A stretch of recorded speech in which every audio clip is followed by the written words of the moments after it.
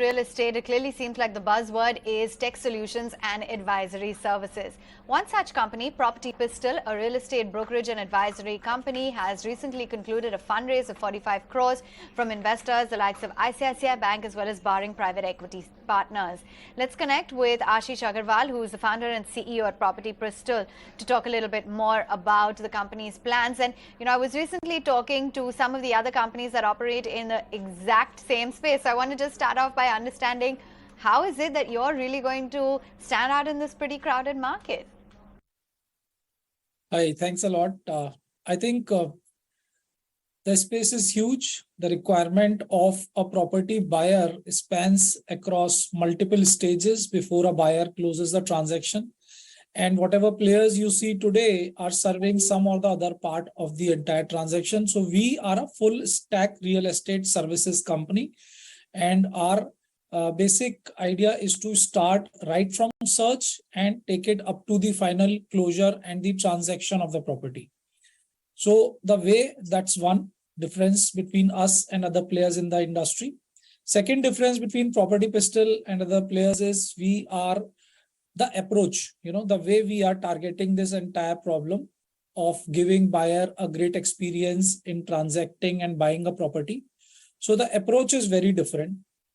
And I think that's the difference. We are coming ground up by aggregating all the developers on our platform and aggregating all the brokers on our platform, so that buyer at our platform gets to see the entire market inventory at a real-time updated and get to have a great experience of buying a property. So, the demand is huge in terms of the requirement and the opportunity, because if you go and buy a car today, which is worth 10 lakh rupees, or you go and buy a jewelry from a branded showroom, which is even, let's say, worth maybe 10,000, 15,000 or a lakh of rupees, the type of experience a buyer gets in concluding that transaction, versus compare that if a buyer go out and buy a crore or more worth of a property and the type of experience that buyer gets. So definitely there is a lot to be done in this space, and buyers need better service, particularly when the transaction size is that big and we are talking about one of the basic need of a human being. Okay, now let's talk about the fundraise that you've recently concluded. Who are some of the investors on board, and what will the funds be utilized towards? So we have got marquee names like ICICI Bank and Barings Private Equity Fund, which is a parent company of a US-based fund. The parent company of Barings Private Equity is a US-based fund. These are the investors who have got on board. And as I said, the basic idea for us is to aggregate the entire market inventory, which is controlled by two stakeholders. One is the primary inventory, which is controlled by the developers. And second is the resale and rental market inventory, which is also called secondary, which is almost equally big as that of primary on a country level. So we tend to, we want to aggregate all the developers and all the agents on our platform. So this fundraise is basically to aggregate the agents on our platform, and developers we have already aggregated on in last 10 years of our operation. We are already top selling partners for all the top 20 developers in the country. And, developer wise, we are pretty home in terms of aggregation bit. Now, the task for us as a next step in our growth and in our vision is to aggregate the agents, the unorganized real estate brokers in the country.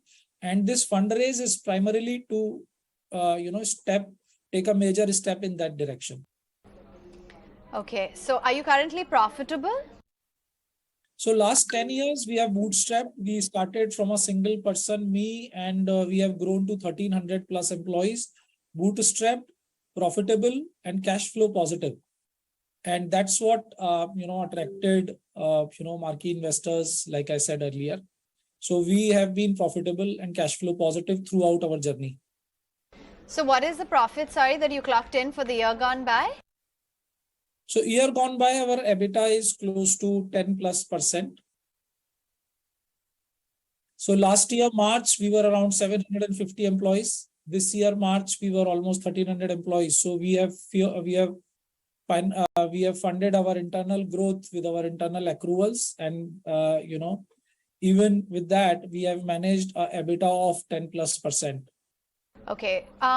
What is the transaction value that you've clocked in so far in India as well as at the Gulf Cooperation Council? So in overall at a company level, last year we have transacted close to 5,500 crores worth of properties. And out of that, almost 600 crore worth of properties we have transacted in GCC countries in Dubai, Abu Dhabi, and Doha. So we have 3 offices, 3 places. We have teams and offices. So around 600 crores worth of properties we have transacted there in GCC.